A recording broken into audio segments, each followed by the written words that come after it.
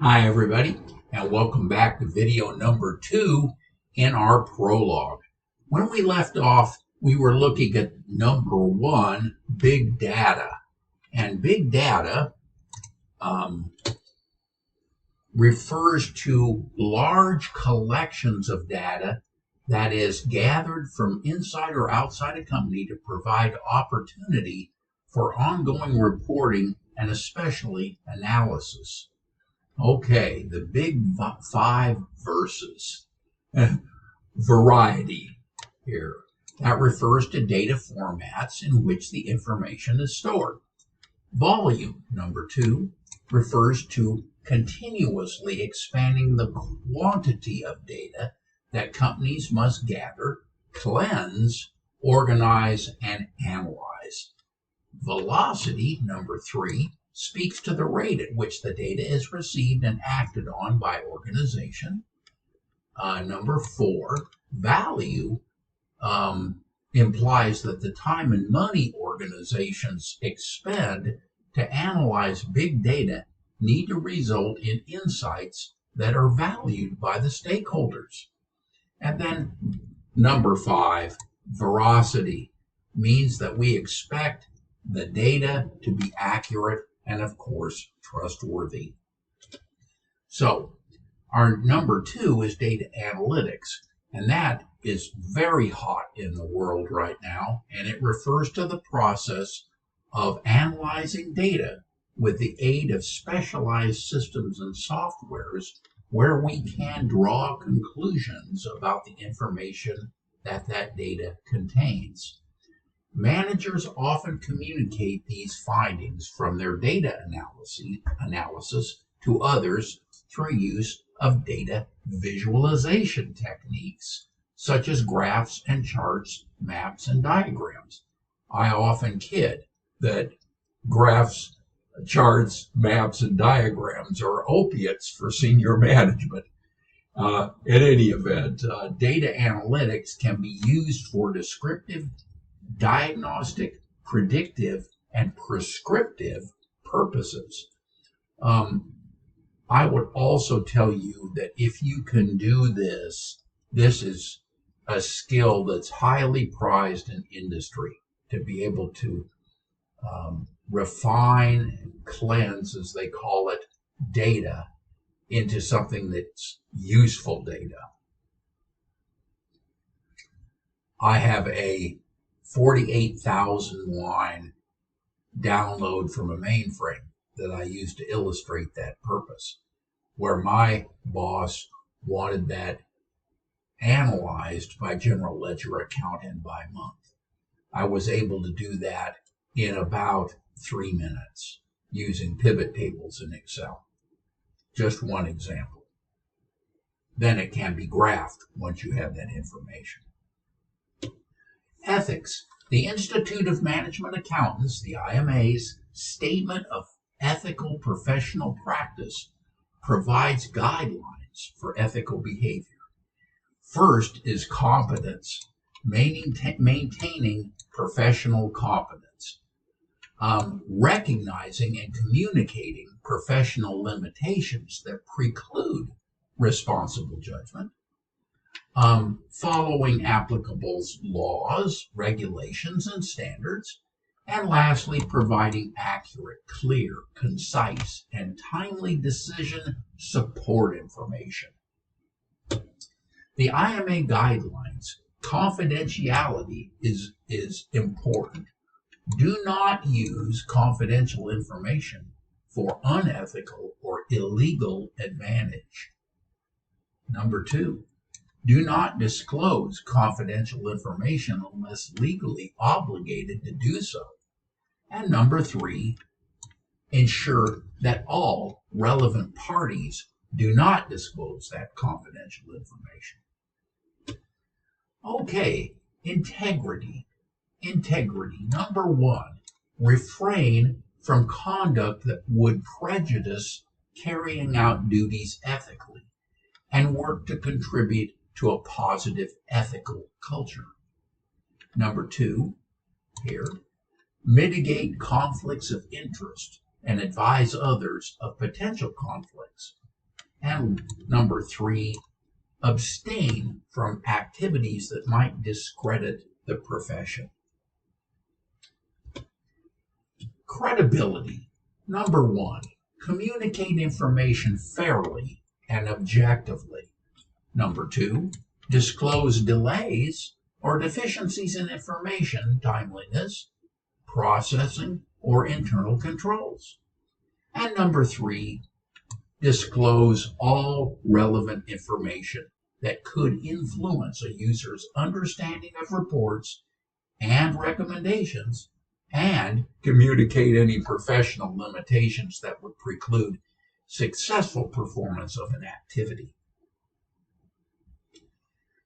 So, if I look at the guidelines for resolution of an ethical conflict, part 1, we want to follow the employer's established policies.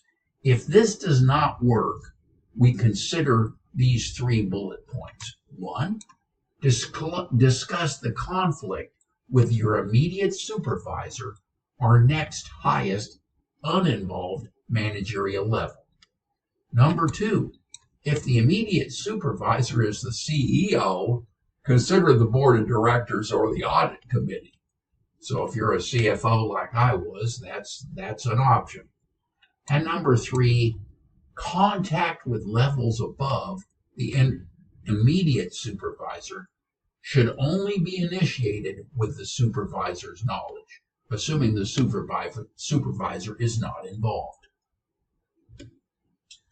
Part 2 of resolving ethical conflicts. If following employers' established policies for conflict resolutions do not work, we have some additional practices here. Number 1, except where legally prescribed, maintain confidentiality. Number 2, clarify issues in a confidential discussion with an objective advisor. And number 3, consult an attorney as to legal obligations. Okay, so why should we have ethical standards? Ethical standards in business are essential for a functioning economy. Without those legal standards in business, the economy and all of us who depend on it for jobs, goods, and services would suffer. Abandoning legal ethical standards in business would lead to lower quality of life with less desirable goods and services at higher prices. I couldn't agree more. Strategy. A strategy is a game plan that enables a company to attract customers by distinguishing itself from competitors. The focal point of a company's strategy should be its target customers. So, customer value propositions. The customer intimacy strategy. Understand and respond to individual customers' needs. Operational excellence strategy. That's where we deliver products and services faster, more conveniently, and at lower prices. I always think of Amazon when I'm giving this point across.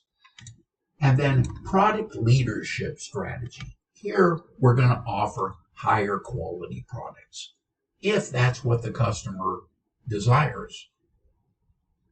We want to meet customers' expectations in a cost-effective way.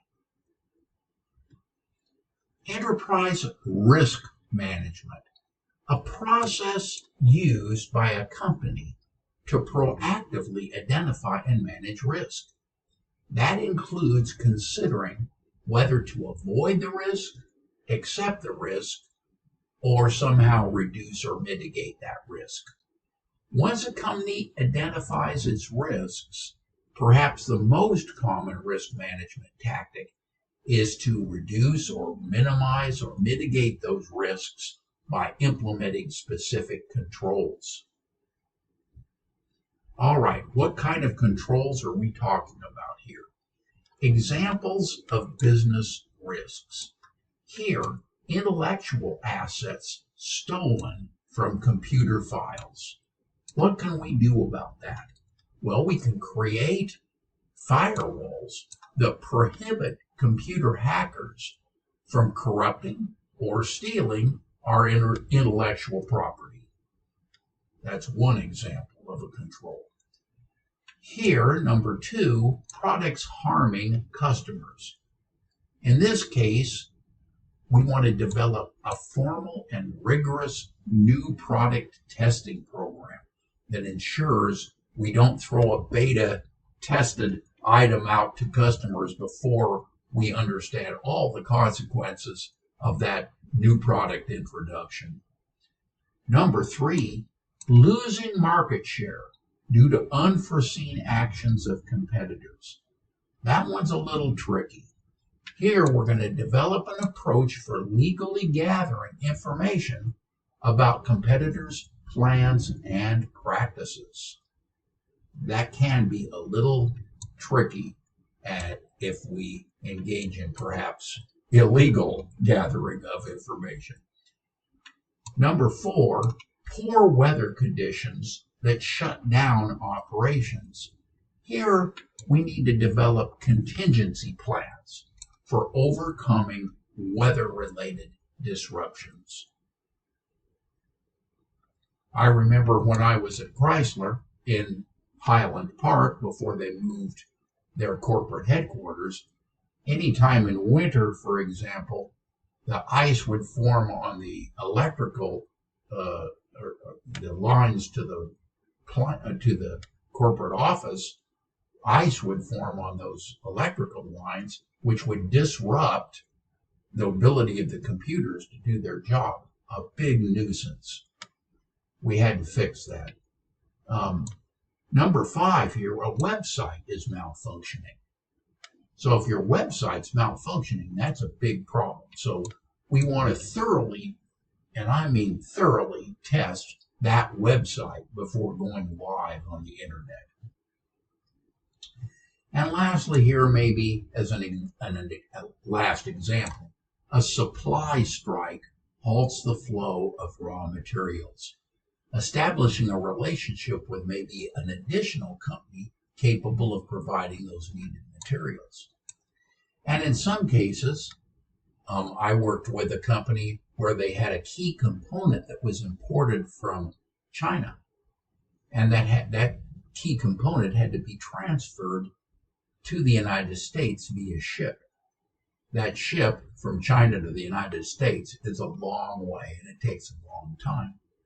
So if there's any disruption, which there was during the COVID crisis, that company would pretty much have been out of business had we not agreed to build the inventory of those critical components to allow for that kind of a contingency.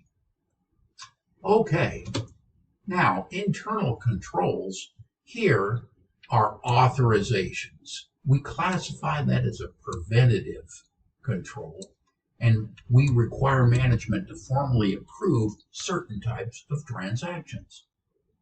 Reconciliations, that's a detective kind of internal control, and that's relating data sets to one another to identify and resolve discrepancies.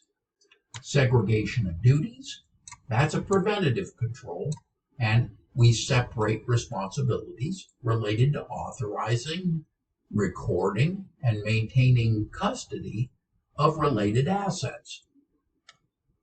Number 4 here, physical safeguards, again a preventative measure, uses cameras, locks, physical barriers to protect assets. Performance reviews, that's a detective control, compares our actual performance to various benchmarks to identify unexpected results. Maintaining records, that's a detective control, and it maintains written and or electronic evidence to support transactions. And lastly, information system security, that's both preventative and detective control.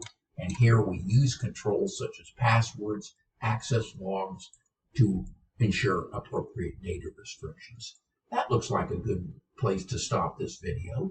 And when we return, we'll take a look